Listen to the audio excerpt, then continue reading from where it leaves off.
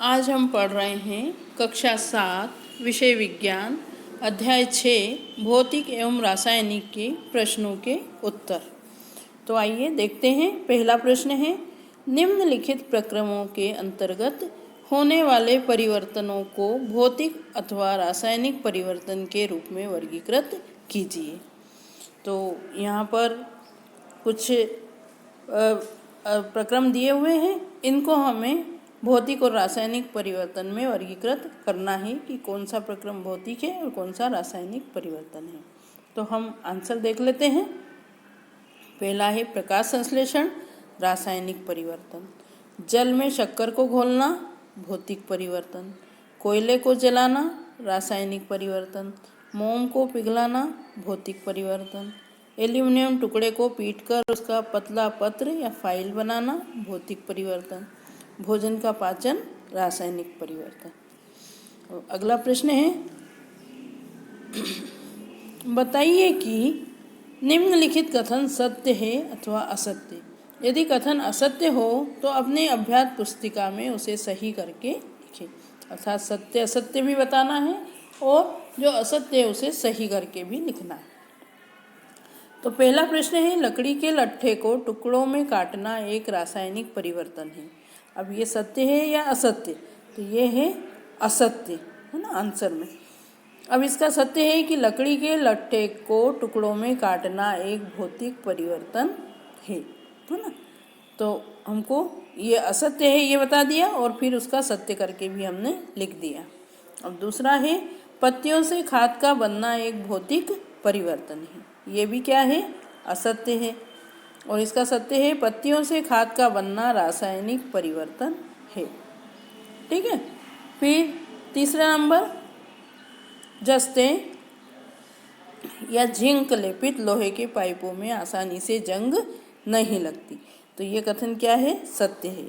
तो इसके लिए हमें कुछ भी नहीं लिखना। फिर घ वाला है, लोहा और जंग एक ही पदार्थ है। तो ये है असत्य और इसका सत्य है, लोहा और जंग अलग अलग पदार्थ है। ठीक है। फिर अगला वाला है, भाप का संघनन रासायनिक परिवर्तन नहीं है। तो ये क्या है? सत्य है। तो ये प्रश्न का उत्तर आपको समझ में आ गया होगा। अब प्रश्न क्रमांक 3 देखते हैं। निम्नलिखित कथनों में रिक्त स्थानों को भरिए। तो रिक्त स्थान देखेंगे हम और इसके आंसर यहाँ नीचे दिए गए हैं। तो क वाला है, जब कार्बन डाइऑक्साइड को चूने के पानी में प्रवाहित किया जाता है तो यह कैल्शियम कार्बोनेट बनने के कारण दूधिया हो जाता है। ख वाला है, खाने के सोडे का रासायनिक नाम सोडियम हाइड्रोजन कार्बोनेट है।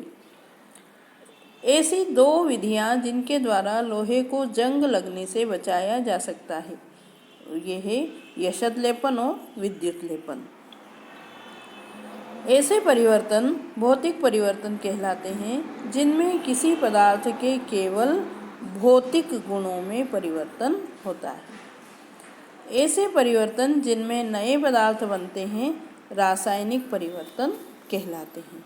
तो आप इन रिक्त स्थानों में इन शब्दों को भरेंगे। अब चौथा प्रश्न है, जब नींबू के रस में खाने का सोडा मिलाया जाता है तो बुलबुले बनते हैं और गैस निकलती है।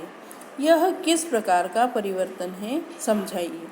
आंसर देखेंगे हम। जब नींबू के रस में खाने का सोडा मिलाया जाता है तो बुलबुले बनते हैं और गैस निकलती है।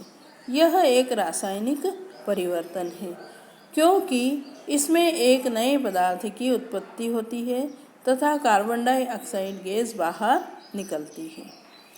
अगला प्रश्न है, जब कोई मोमबत्ती जलती है तो भौतिक और रासायनिक परिवर्तन दोनों होते हैं।